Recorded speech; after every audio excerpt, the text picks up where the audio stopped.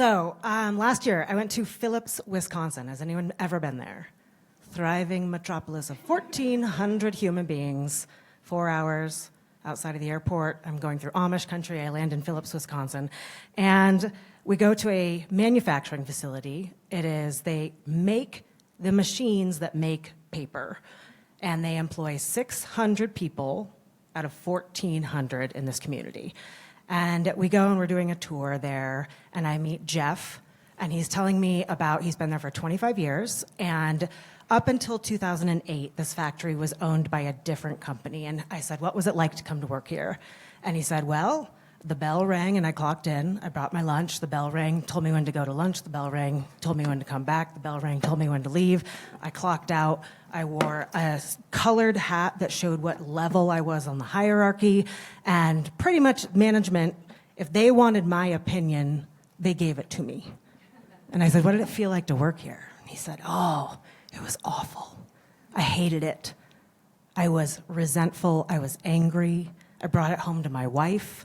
I was angry at my community. All I did was complain. I was like, all right, talk to me about where you are now. So has anyone ever heard of the company Barry-Wehmiller? Yeah, it's like one of the larger companies that nobody's ever heard of. So Barry-Wehmiller, multinational corporation, they go in and they buy distressed manufacturing facilities all over the world, and they bring in a new model of workplace culture. And one of the things that they do is they treat everyone like a leader. They give people choice over their career. They give everyone their leadership training. So this company that was owned 2008, it's about to go into bankruptcy. Barry-Wehmiller comes in, changes it over. He says within a year and a half, they get rid of all the hard hats that delineate their hierarchy based on color. Everybody's doing leadership training. They come up with their own core values individually as teams, and then the entire company. Everyone has opportunities for leadership and development. There's a Barry-Wehmiller Leadership Academy that is 48 people strong on the Barry-Wehmiller staff that goes around and teaches people basic, like, communication skills, listening. So I said, what's it like to work here now? And he said, I feel like a leader. I take it home in a different way to my wife. When I go to a bar and someone disagrees with me, I don't yell at them and then shut down. I listen to them because I know how to communicate effectively. And I said, are you happy? He says, it's the happiest I have ever been. I was like, oh, okay, interesting. So, do I have a little... You can scroll. Cool, we'll scroll. So, in the last 24 hours, 3.5 billion people plus went to work. We have a global workforce of pushing 4 billion people. Most of them, tracking with contemporary research, are coming home stressed, burnt out, and dealing with mental or physical health crises as a result of work-related stress. I see a lot of nodding heads. We're like, yep, that sounds right, because we have normalized this, right? This is just like, yeah, par for the course. There's nothing we can do about this. Work is supposed to be a place where you go to suffer and sacrifice and be stressed out. The issue with normalizing work-related stress is that it has sincere consequences.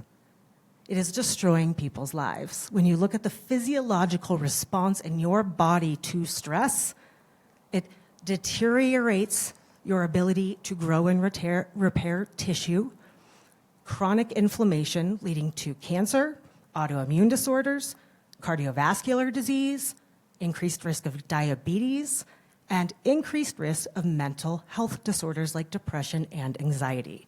Stress is literally killing people, and this is what we are dealing with on a daily basis.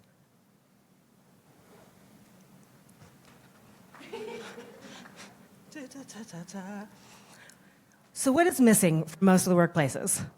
Thank you. Dignity. This is literally Article 1 of the Declaration of Human Rights, is the access to dignity. And when you think about our workplace design, rigid hierarchy, command and control workplaces where people are going into the workplace and being told what to do, when to do it, who to do it with, when to do it by, here's where you need to work, here's your office policy. No, you don't have a choice in any of this. You don't get any access to information unless you're in the upper echelons of your organization. We're not going to tell you why we're making decisions, and if we want your opinion, we will give it to you. That strips dignity from the human experience. This is what this man was talking about at this manufacturing plant, is going in and having a bell that tells him when he can go to lunch, a bell that tells him when he can leave. He has supervisors that are wearing one colored hard hat, and he's not even allowed to talk to them. Dignity. The disenfranchised workplace. These are some of the elements. 7 out of 10 US workers right now feel that their opinion doesn't count in the workplace. Autonomy, frustration, not feeling like you can have voice or choice leads to increased depressive symptoms and psychological disorders. 3 of the 6 top primary drivers of burnout: lack of community, lack of autonomy, lack of recognition. And 1 out of 5 global workers right now are experiencing daily loneliness in the workplace. Next slide, please. When we look at the core elements of dignity: acceptance, recognition, respect, safety, autonomy. These are the elements that we completely forget about when we go to the workplace. And right now, 60% of global workers say that their workplace has as much or more of an impact on their mental health than anything else in their life. And 70% of workers say their manager has as much or more of an impact on their mental health than their spouse does. We, as business leaders, have a tremendous responsibility to the people who work for us and who work with us. The business of the future, you're asking for clarity on the workspace of the future, is moving from disenfranchised to dignified. Next slide, please. So this looks like, and I distilled it down into 3 things because I had 6 minutes and I'm going to blow that, but from rigid control-based hierarchy, command and control are like post-World War II militaristic structures of like, I'm going to tell you what to do not question, obey, blah, blah, blah, to autonomy. Individualistic workplaces to unified workplaces, and financial growth to human growth. So I'll break these down real quick. Next slide, please. Autonomy. A lot of people are talking about customization in the workplace right now. This is not creating a workplace where people come, you hand them the employee handbook and say, this is how we do things around here, adapt or get out. This is listening to your team and adapting where possible. I understand it is not always possible, but where possible to suit your team's needs. This looks like flexibility, more choice and voice on where people can work, what they're working on, anything that you can give people choice on and give them voice in, do it. Feedback, regularly soliciting feedback. And then we had someone who made the point, and I'm already forgetting who it was today. I think it was you. Listen to feedback and respond to it. Your team will feel so disenfranchised if they are giving you feedback and you are not responding to it with intentionality. Next slide, please. Unity, the unified workplace. Many organizations that people work for, individual competition. People are competing for promotions. We're competing for raises. We're looking at all the competitors in the market that we need to crush. Everything is about competition, individual performance. Everyone's rated on their own individual performance, on the way that they're doing everything. Unified. This looks like shared success. Rising tide lifts all boats. This is collaborative, collective team goals instead of individual goals. This is employee ownership, which a lot of people in here practice, profit distribution, team-based bonuses and reward structures, anything that you can do to get from moving from I to we And I would say Eileen Fisher is one of the case studies on this. Shared purpose and values. She has her crystal clear shared purpose on sustainability. Their values are core. They have employee ownership. They do profit distribution. Everything at Eileen Fisher, which is where Nell and I first met at the very first We the Change event, way back in the day. Extraordinary, unified team culture, and also collaborative decision making. And this is not collaborating on every single team decision. This is collaborating on important team decisions. And that is not just your leadership team. That is everyone in your organization.